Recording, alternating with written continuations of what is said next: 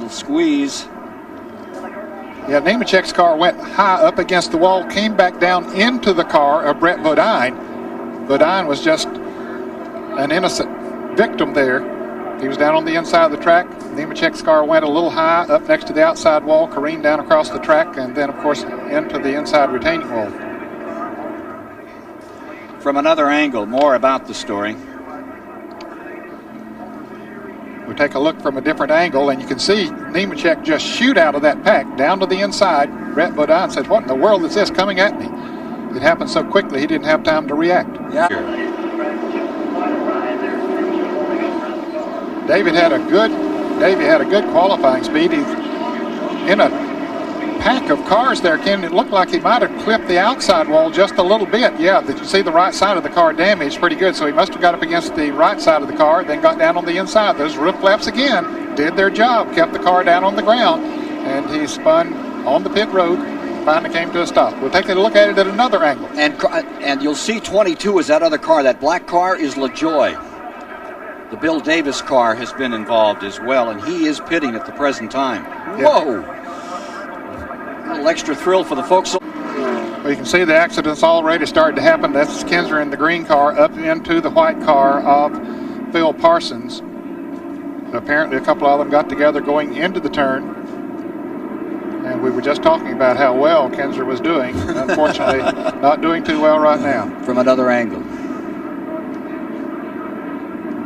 You can see them, they get together. What started back there, we couldn't quite see that.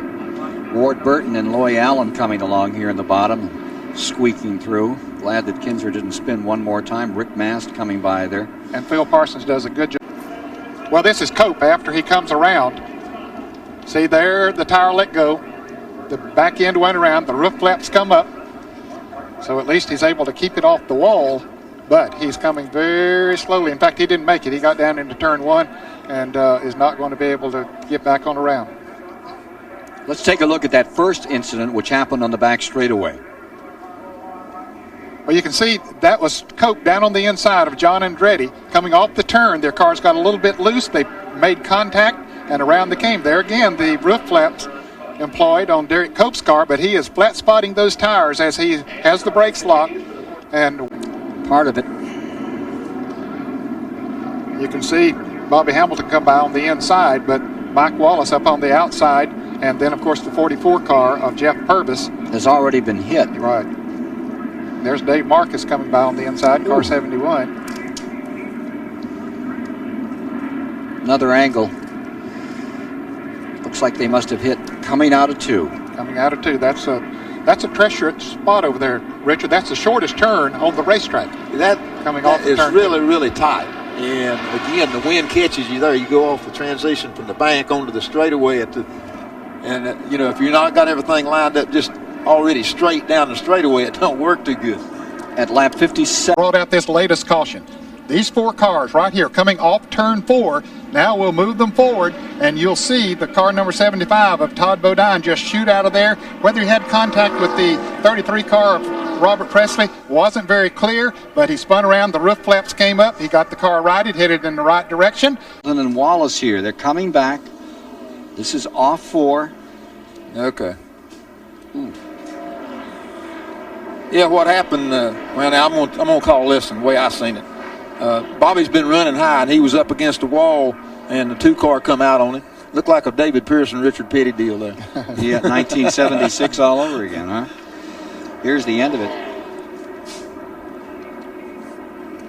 Now, Randy LaJoy lost his up on the outside. It looks like the car gets loose, maybe a tire going down. That's the way it looked, as if a tire was going down. The car got out from under him, up into the wall. Everybody else gets by down on the inside. But a tough break for Bobby Labonte in his first ride with the Joe Gibbs team. And he was doing them well until this situation. Another angle. Here he is up on the outside. You see him go into the turn. Everything looks fine. Then all of a sudden, the back end starts coming around. It looked like he went in. It started to get a little bit sideways. About that time, it made a right-hand turn, and then he really had to turn left. Okay, we'll watch it again as he goes into the turn. There's the back end, starts to go out. Then, yeah, you're right, Richard. You see what I mean? Yeah, he steers. Then he tries to correct it, and then when you do, you overcorrect, and then you take it off.